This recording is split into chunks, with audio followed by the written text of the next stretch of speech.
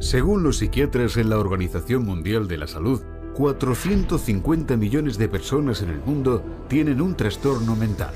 3 veces las poblaciones metropolitanas de Tokio, Nueva York, Los Ángeles, Londres, París, México, Mumbai, Milán, Madrid, Toronto, Washington, Atenas, Melbourne, Hong Kong, Singapur, Roma y Berlín combinadas. ¿Hay realmente esta cantidad de enfermos mentales? ¿O es solo un caso de buen marketing?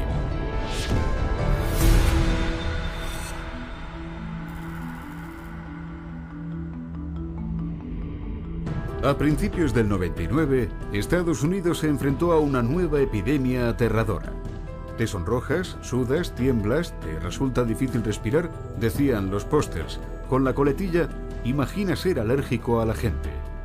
La enfermedad era el trastorno de ansiedad social, TAS o SAD en inglés, y se afirmaba que afectaba al 13,3% de la población americana. Y para saber más, se instruía a los lectores a contactar con un grupo, la Coalición del Trastorno de Ansiedad Social. Lo que al público no se le dijo era que tanto la coalición como la campaña las había creado una agencia de relaciones públicas y era financiada por una empresa farmacéutica. Más tarde ese año, con la campaña haciendo consciente a millones de personas de este mal previamente desconocido, el Paxil se convirtió en la primera droga aprobada por la FDA para el trastorno de ansiedad social. Psiquiatras como Jack Gurman de la Universidad de Columbia y Murray Stein de la Universidad de California en San Diego firmaron como los líderes para la campaña de Paxil. Y en 3 años, Paxil se disparó desde la 3ª posición en su clase a ser la primera. El director de producto del Paxil alardearía más tarde: el sueño de cada hombre de marketing es encontrar un mercado no identificado o desconocido y desarrollarlo. Eso es lo que pudimos hacer con el trastorno de ansiedad social. La competición del Paxil se fijó en esto. Ese mismo año, Pfizer consiguió la aprobación de la FDA para vender su antidepresivo, Zoloft, para el tratamiento del trastorno del estrés postraumático.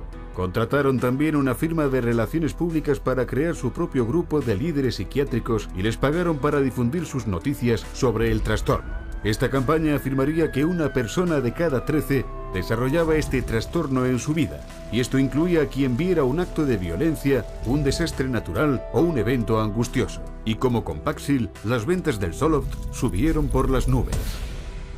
For the psychiatric drugs, the goal is to have as many people on them as possible. So the way to do that is to convince normal people that they have some defect or mental disease or condition that requires treatment. So I mean that's the way they do it. They hire these big marketing companies that come up with these campaigns. We're going to tell you about your disease so that you can lead a happier, healthier life. Oh, and by the way, we have a drug too that helps to treat this disease. Esta práctica de vender la enfermedad se conoce como la compraventa de la enfermedad, una expresión que definió la periodista Lynn Payer como intentar convencer a la gente que está esencialmente bien de que están enfermos, o gente ligeramente enferma de que están muy enfermos. En Madison Avenue, la compraventa de la enfermedad se logra con una estrategia de clasificar la condición, donde la enfermedad mental se vende igual que los coches, la cerveza o el detergente para la colada. Y de acuerdo con el mayor gurú de Nueva York, Vince Perry, no hay una categoría terapéutica que acepte mejor la clasificación que el campo de la ansiedad y la depresión, donde la enfermedad raramente se basa en síntomas mensurables y por lo tanto abierta a la definición conceptual. Perry sugiere entonces a los ejecutivos 3 estrategias principales para lo que él llamó el fomento de la creación de enfermedades psiquiátricas. La primera es elevar la importancia de una condición, o hacer que el público crea que un problema es mucho peor y mucho más extendido de lo que es realmente. Antes de la introducción de los antidepresivos SSRI, la depresión se consideraba que afectaba solo a 100 de cada millón de personas. Desde entonces, las estimaciones han subido a tanto como 100.000 por 1 millón, un aumento de 1000 veces. El resultado es que más o menos el 10% de los americanos, unos 27 millones de personas, toma antidepresivos hoy en día, el doble que en 1996. Very good marketing that all, expressions of human emotion, deep sadness and fear and anger and whatever else they happen to be, are now classified as, you know, a major problem, a psychiatric problem, a psychological problem that needs to be dealt with drugs. Otra enfermedad psiquiátrica, el trastorno bipolar, se consideraba raro, afectando solo a una décima parte del 1% cuando se introdujo en el DSM-3. Hoy se afirma que tanto como un 10% de la población, 100 veces el número original, tiene esa condición. El trastorno bipolar pediátrico no estaba enumerado siquiera en el DSM cuando el psiquiatra de Harvard, Dr. Joseph Biederman, empezó a publicar estudios afirmando que los cambios de ánimo en los niños no eran comportamientos normales, sino que en realidad eran enfermedades mentales. La campaña de ventas de la enfermedad de Biederman funcionó. Solo en la última década, el índice de niños con bipolar ha subido un 4000%. Pero lo que no se le dijo a los padres era que 25 empresas farmacéuticas distintas habían garantizado el trabajo de Biederman. La extensión de su influencia no se reveló hasta que una investigación del Senado en 2008 expuso a Biederman por no informar de más de $1.600.000 en ingreso farmacéutico. Pero estas revelaciones no tuvieron efecto en la psiquiatría. El bipolar pediátrico sigue siendo aceptado ampliamente en la comunidad psiquiátrica. These labels are being applied to younger and younger children, which I think is really, a sad case. Not sure I agree with any of those labels to begin with, but let alone for them to be applied universally to young kids.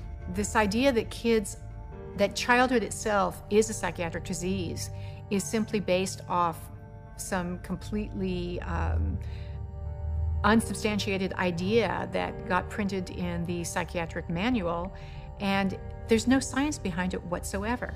La venta de la enfermedad. Estrategia número 2. Redefinir una condición existente. Esta táctica toma un estado de ánimo normal y lo redefine como una enfermedad psiquiátrica que ahora tiene que tratarse con drogas. Ejemplo, la tristeza invernal. Una condición mental común relacionada con la falta de sol en los meses de invierno, pero redefinida por los psiquiatras como el trastorno afectivo estacional, una enfermedad psiquiátrica que requiere tratamiento psiquiátrico. Otro ejemplo, consideremos el cambio de emociones en la menstruación de la mujer, creada por los psiquiatras como trastorno disfórico premenstrual, una enfermedad mental descubierta no en el laboratorio, sino en el departamento de marketing del fabricante de drogas Eli Lilly. When Prozac patent came up, they realized they needed to come up with some sort of new to keep the money rolling in, and they came up with a new disorder. They just made it out of thin air, the premenstrual dysphoric disorder, the PMDD, and then the new wonder drug, which was Serafem, which if you look at Serafem on the back of the label, it just says, this is Prozac. And they were able to keep that patent so that nobody else could make it, so that they could keep that money rolling in. Many of the drugs today are simply drugs repackaged. They're drugs that had a patent and now are generic or now get called something else, or they decide now to use them for something else. Estrategia número 3 para la venta de enfermedad. Crear una condición nueva para una necesidad del mercado no satisfecha. Ejemplo, trastorno de ir de compras compulsivo, promocionado por el psiquiatra Dr. Jack Gurman. En sus apariciones ante el público se citaba un estudio reciente que afirmaba que hasta 20 millones de americanos, 90% de ellos mujeres, podía tener el problema. Lo que no reveló era que el estudio fue financiado por los laboratorios Forest, fabricantes del antidepresivo Celexa, y que él era un asesor pagado para por lo menos 13 firmas farmacéuticas, incluyendo Forest. La mayoría de los consumidores nunca ha oído hablar del concepto del marketing de la enfermedad para sacar beneficio, pero para los que están en la publicidad y los fármacos es bien conocido. Un informe de 2005 de comprensión de la empresa para ejecutivos de farmacéuticas observa que la capacidad de crear nuevos mercados de enfermedades aporta miles y miles de millones en ventas de fármacos, y que los próximos años presenciarán aún más creación de enfermedad patrocinada por las corporaciones. If I can't get along with my husband, take a drug. If I'm feeling a little depressed, take a drug. If I can't study properly, take a drug. We become a fast food, what I call a fast food, fast drug society.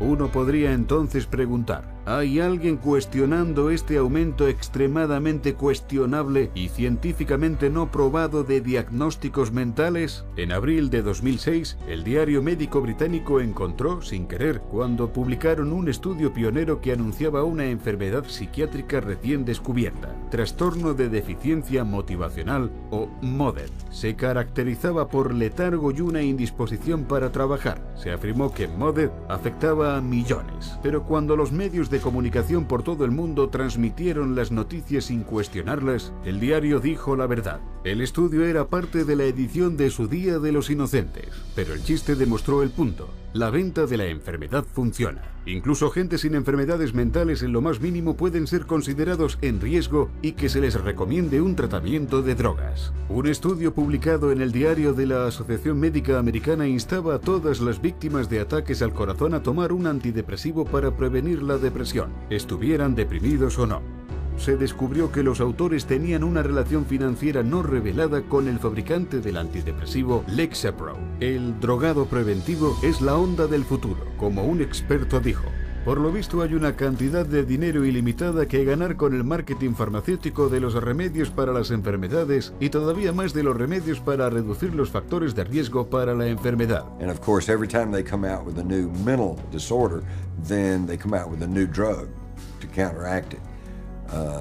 At least to me, it seems like nothing more than a marketing ploy. There are certain executives in the pharmaceutical manufacturers that have stated that one day in America, every person will be on drugs, healthy or not. Por estas astutas campañas de ventas de la enfermedad, 100 millones de personas en el mundo están hoy en día tomando psicotrópicos. Y como resultado, la industria de los psicotrópicos está ganando más de $150.000 cada minuto. Un asesor del consumidor dijo, puedes vender cientos de millones de dólares de una droga, hasta una mala, si tienes la campaña de marketing correcta. Lo que nos lleva a nuestra siguiente pregunta. Ahora que las campañas de comercialización de la enfermedad crean la ilusión de enfermedad mental generalizada, ¿cómo de seguras son las drogas que los psiquiatras recetan para tratarla?